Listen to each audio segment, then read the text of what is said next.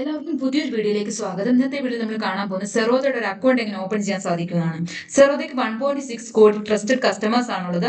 അത് മാത്രമല്ല ഇന്ത്യയുടെ ഡെയിലി റീറ്റെയിൽ എക്സ്ചേഞ്ച് വോളിയത്തിൽ 15% കോൺട്രിബ്യൂട്ട് ചെയ്യുന്നതും സെറോദയാണ്. നമുക്ക് സെറോദ് ചൂസ് ചെയ്യേണ്ടത് നമുക്ക് ഒരു ഇൻഡിവിജ്വൽ അക്കൗണ്ട്, അതുപോലെ NRI അക്കൗണ്ട്, മൈനർ അക്കൗണ്ട് ഒക്കെ ഓപ്പൺ ചെയ്യാൻ സാധിക്കും.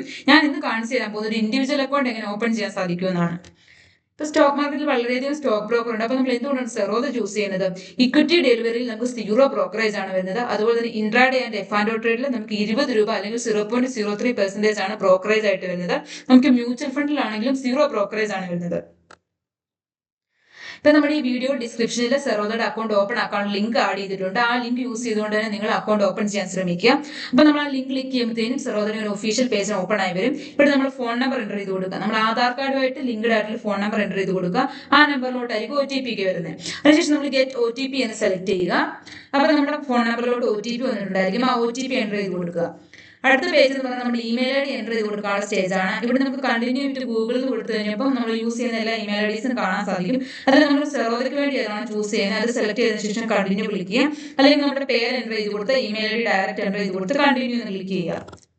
അപ്പോഴത്തേക്ക് നമ്മുടെ ഇമെയിൽ ഐഡിയിലോട്ട് ഒരു OTP വന്നിട്ടുണ്ടായിരിക്കും. ആ OTP എൻ്റർ ചെയ്ത് കൊടുത്തതിനു ശേഷം കണ്ടിന്യൂ എന്ന് ക്ലിക്ക് ചെയ്യുക.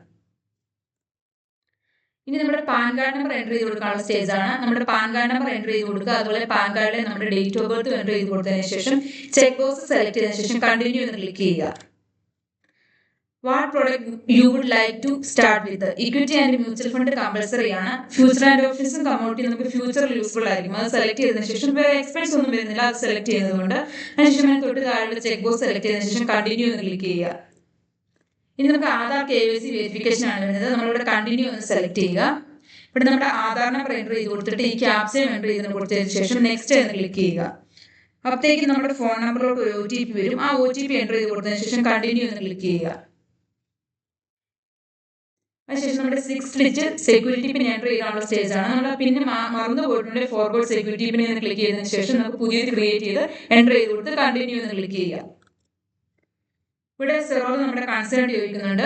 ഡിജി ലോക്കർ വഴി നമ്മുടെ ആധാർ കാർഡ് അതുപോലെ പാൻ്റെ ഡീറ്റെയിൽസ് ഒക്കെ എടുത്തോട്ടെയാണ്. അപ്പോൾ നമ്മൾ അലോ എന്ന് ക്ലിക്ക് ചെയ്യുന്നു. അതെങ്കിലും സക്സസ്ഫുള്ളി സെറോദയ്ക്ക് നമ്മുടെ ഡീറ്റെയിൽസ് കിട്ടിയിട്ടുണ്ട്. അതിനുശേഷം നമ്മുടെ പേഴ്സണൽ ഡീറ്റെയിൽസ് എൻ്റർ ചെയ്ത് കൊടുക്കാനുള്ള പേജ് ആണ് വരുന്നത്. നമ്മുടെ father name, mother name, marriage status ഒക്കെ എൻ്റർ ചെയ്ത് കൊടുക്കുക. അതുപോലെ ട്രേഡിംഗ് എക്സ്പീരിയൻസ്, എത്ര വർഷമായിട്ട് നമുക്ക് ട്രേഡിംഗ് എക്സ്പീരിയൻസ് ഉണ്ട്, നമ്മുടെ ജോലി എന്താണ്, are you politically exposed person, നമ്മുടെ രാഷ്ട്രീയമായിട്ട് ബന്ധപ്പെട്ട ആളാണോ, അതൊക്കെ എൻ്റർ ചെയ്ത് കൊടുത്തതിന് ശേഷം സെലക്ട് ചെയ്തതിനു ശേഷം കണ്ടിന്യൂ എന്ന് ക്ലിക്ക് ചെയ്യുക. അതിനുശേഷം നമ്മുടെ ബാങ്ക് അക്കൗണ്ട് ഡീറ്റെയിൽസ് എൻ്റർ ചെയ്താനുള്ള സ്റ്റേജ് ആണ്.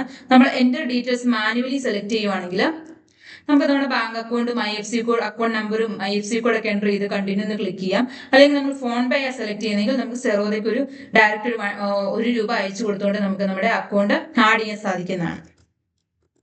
പക്ഷേ നമുക്ക് വെബ്കാം വെരിഫിക്കേഷൻ ആണ് വേണം. നമ്മൾ സെൽഫി എടുക്കുക, നമ്മുടെ ക്യാപ്ചർ ചെയ്തിട്ട് അത് അപ്ലോഡ് ചെയ്യുക. അത് കഴിഞ്ഞിട്ടുള്ള സ്റ്റേജ് എന്ന് പറഞ്ഞാൽ നമ്മൾ ഡോക്യുമെന്റ് അപ്ലോഡ് ചെയ്യുക, അതുപോലെ സിഗ്നേച്ചർ ഒക്കെ അപ്ലോഡ് ചെയ്യണം. നമുക്ക് നേരത്തെ ഓൾറെഡി തന്നെ ഒരു നമ്മൾ സിഗ്നേച്ചർ വൈറ്റ് പേപ്പറിൽ എഴുതി വെച്ചിട്ടുണ്ടെങ്കിൽ നമുക്ക് ഇതിവിടെ ഈ സമയത്ത് അപ്ലോഡ് ചെയ്യാം. അല്ലെങ്കിൽ ഈ ടൈമിൽ തന്നെ നമുക്ക് കറണ്ട് ടൈമിൽ തന്നെ സൈൻ ചെയ്യാനുള്ള ഓപ്ഷൻ ഉണ്ട്. അതുപോലെ ഇൻകം പ്രൂഫ് ആവശ്യം വരുന്ന ആർക്കാണ്?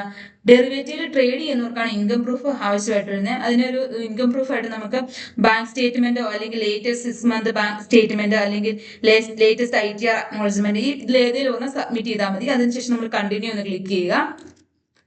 അതിനുശേഷം നമ്മൾ നോമിനി ആഡ് ചെയ്യാനുള്ള സ്റ്റേജ് ആണ്. നമ്മൾ ആഡ് നോമിനി എന്ന് സെലക്ട് ചെയ്തതിനു ശേഷം കണ്ടിന്യൂ എന്ന് ക്ലിക്ക് ചെയ്യുക.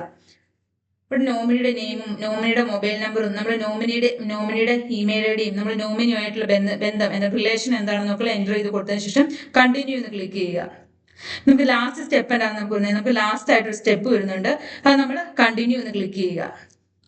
നമ്മുടെ ലാസ്റ്റ് സ്റ്റെപ്പ് എന്ന് പറയുന്നത് ഈ സൈൻ ആണ് ലാസ്റ്റ് സ്റ്റെപ്പ് വരുന്നത്. അതിൻ്റെ അകത്ത് ഈ 3 ചെക്ക് ബോക്സ് നമ്മൾ സെലക്ട് ചെയ്ത ശേഷം ടേംസ് ആൻഡ് കണ്ടീഷൻ സെലക്ട് ചെയ്തതിനു ശേഷം പ്രൊസീഡ് എന്ന് സെലക്ട് ചെയ്യുക.